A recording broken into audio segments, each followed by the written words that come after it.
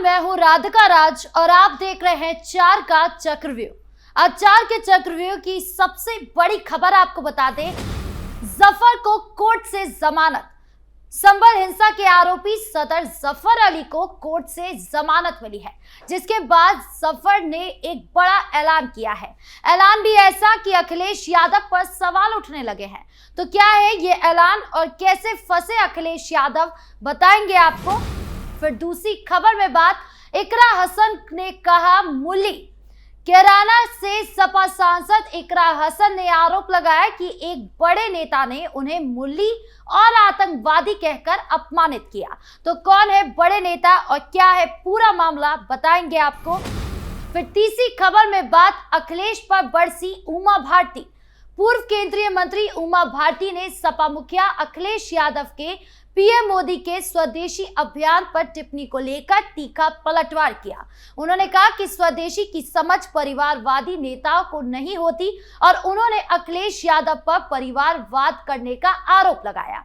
और क्या कुछ बोला उमा भारती ने, बताएंगे आपको। फिर चौथी खबर में बात, बलिया में 2 जगह एनकाउंटर। बलिया में बदमाशों के खिलाफ लगातार एनकाउंटर चल रहा है और इसी कड़ी में बलिया में एक साथ 2 जगह एनकाउंटर एक्शन देखने को मिला।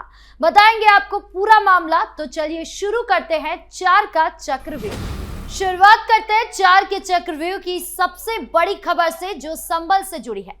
शाही जामा मस्जिद इंतजामिया कमेटी के सदर और संभल हिंसा के आरोपी जफर अली ने एक ऐसा ऐलान कर दिया जो समाजवादी पार्टी के चीफ अखिलेश यादव को आईना दिखाने वाला है।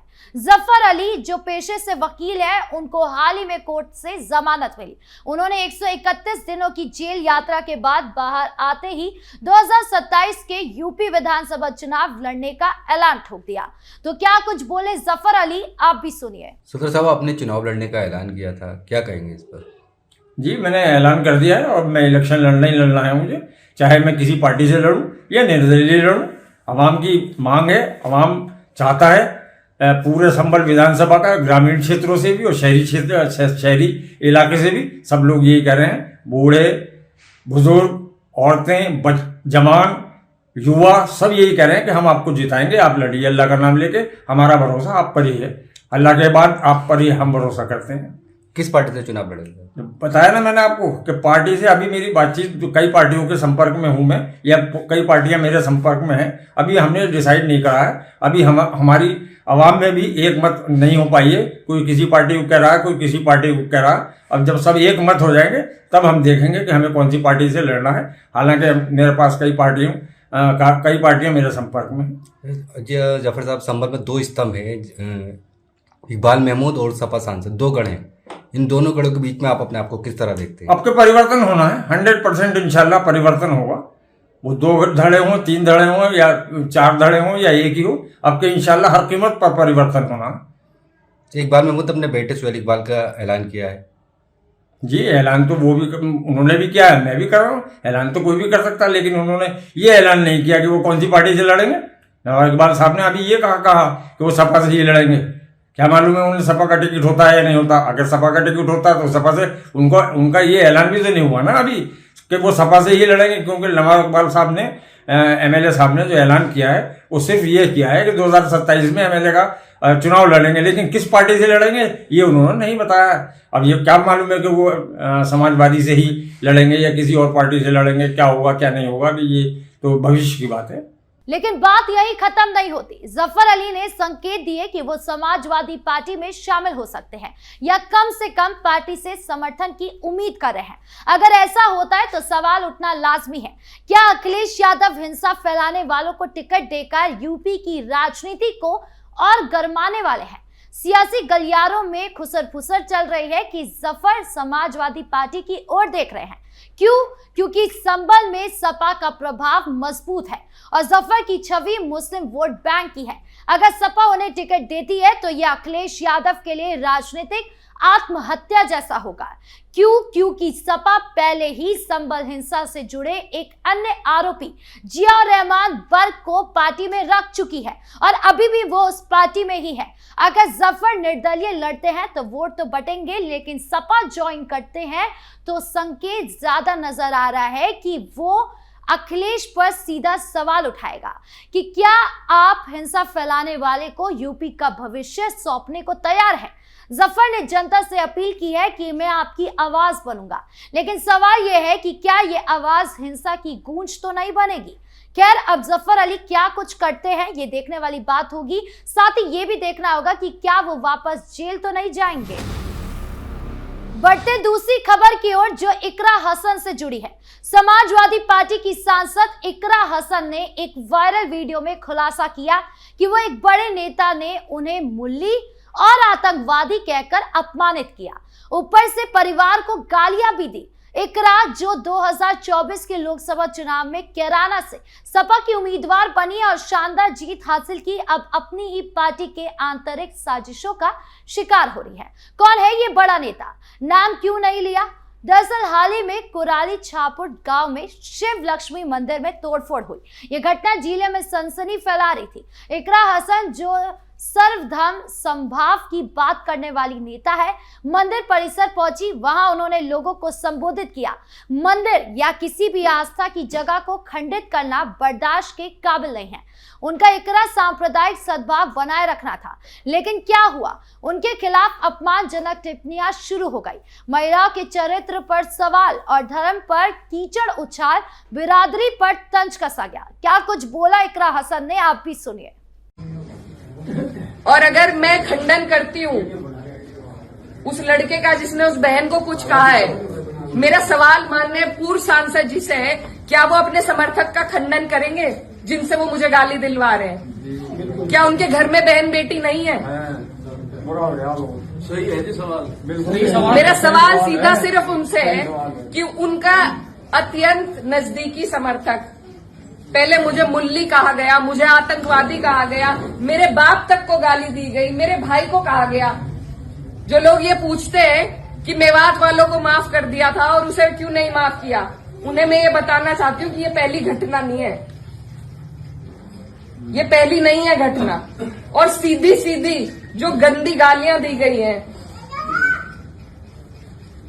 वो सिर्फ मेरे नहीं लगी, मुझे नहीं फर्क पड़ता, न उस व्यक्ति से पड़ता, न उसके चरित्र से पड़ता, ना उसकी बोली से पड़ता, लेकिन जो संदेश समाज में जा रहा है। और मुझे खुद कप्तान साहब का फोन आया कि आप तहरीर भिजवाइए, मैंने नहीं उन्हें करा, वो भी आज यहीं पे है, कोई भी जाके उनसे ये बात पूछ सकता है, क्या मैंने उन्हें करा था कि तहरीर दो?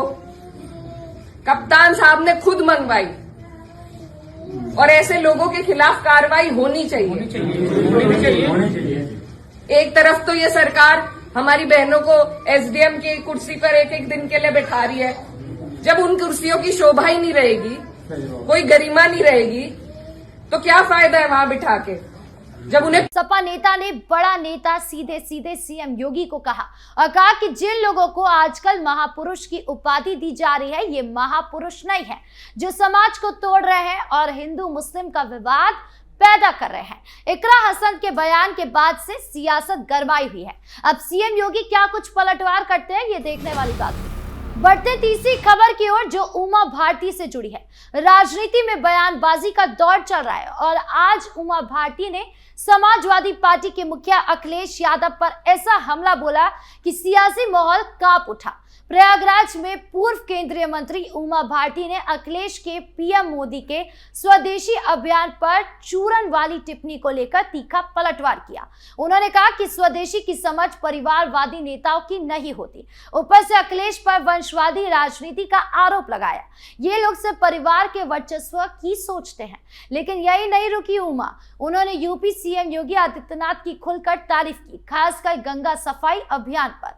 अखिलेश यादव ने हाल ही में लखनऊ में एक रैली में पीएम मोदी के स्वदेशी अभियान को चूरन करार दिया। उनका तंज था कि ये सिर्फ दिखावा है, असली स्वदेशी नहीं है। लेकिन उमा भारती जो खुद स्वदेशी आंदोलन की वारिस है, वो भड़क गई। प्रयागराज के सर्किट हाउस में बैठक के बाद गंगा तट पर आरती के दौरान उन्होंने कहा कि स्वदेशी क्या है यह अखिलेश यादव की समझ में नहीं आएगा, क्योंकि वो एक परिवारवादी लोग हैं। उमा ने उदाहरण दिया कि डॉक्टर राम मनोहर लोहिया का स्वदेशी पर नजरिया क्या था।